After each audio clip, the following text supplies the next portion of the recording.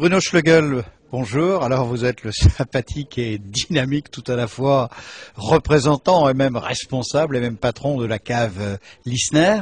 Alors Lissner, c'est une histoire, c'est un terroir. Alors lorsqu'on est une famille, terroir égale village égale homme. Donc effectivement, je représente à la fois la maison, le village de Volksheim et notre entreprise depuis plusieurs générations. Combien de générations? Je crois que vous avez repris cette maison il y a quelques années seulement. Pour ma part, c'est arrivé en début 2000, et par contre, plusieurs générations depuis le 19e siècle, le début du 19e siècle.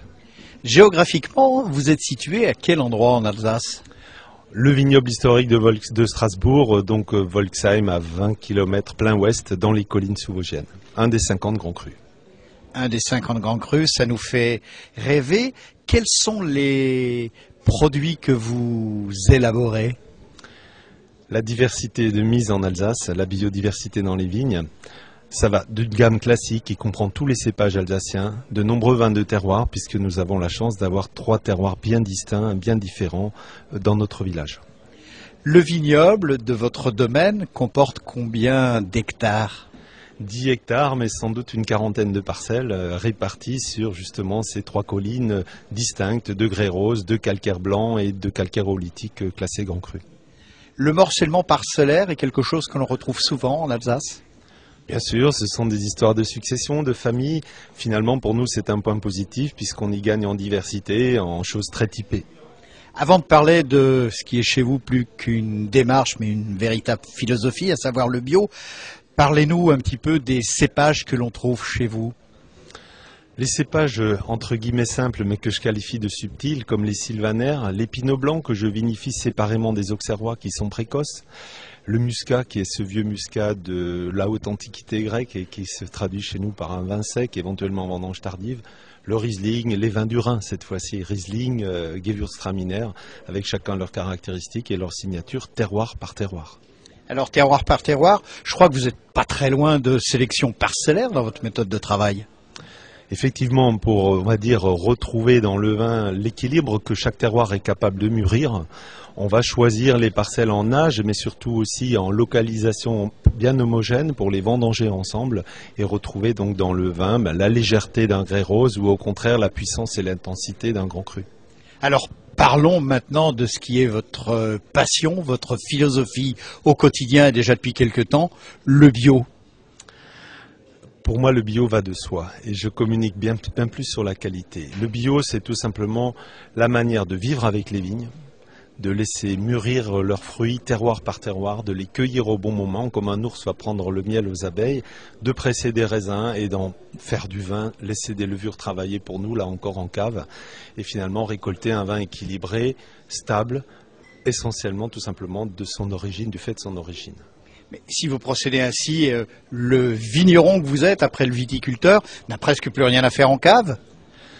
Entre ne rien faire et vivre avec, je crois qu'il y a une grande différence. C'est tout le plaisir, c'est l'accompagnement, c'est l'apprentissage, l'humilité que l'on peut avoir lorsque l'on suit finalement ces phénomènes dans le temps, sur plusieurs années, sur plusieurs décennies.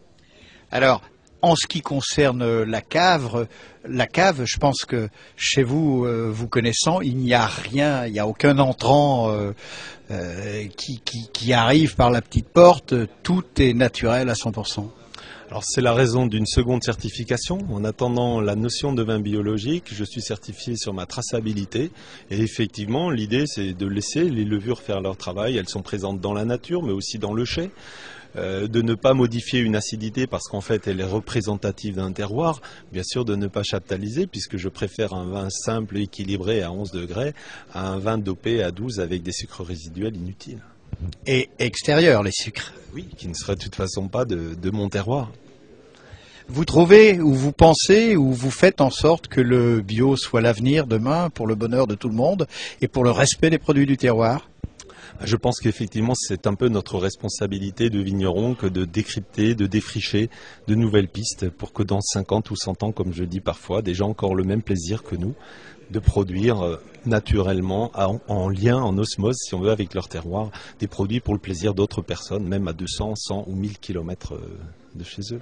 Bruno, quelques mots pour nous faire rêver avec modération bien entendu. Alors Riesling, Sylvaner, Pinot Gris, vendange tardive.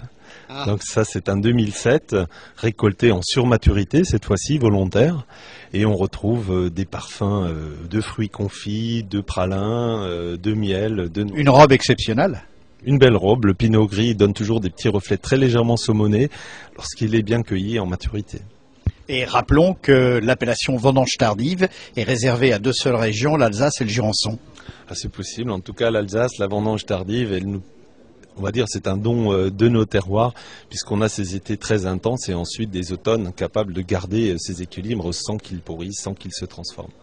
Bruno Schlegel, merci. Je rappelle le vignoble ou le domaine Lissner, du nom des ancêtres, un domaine de 10 hectares avec beaucoup de bonheur et de modération. Merci.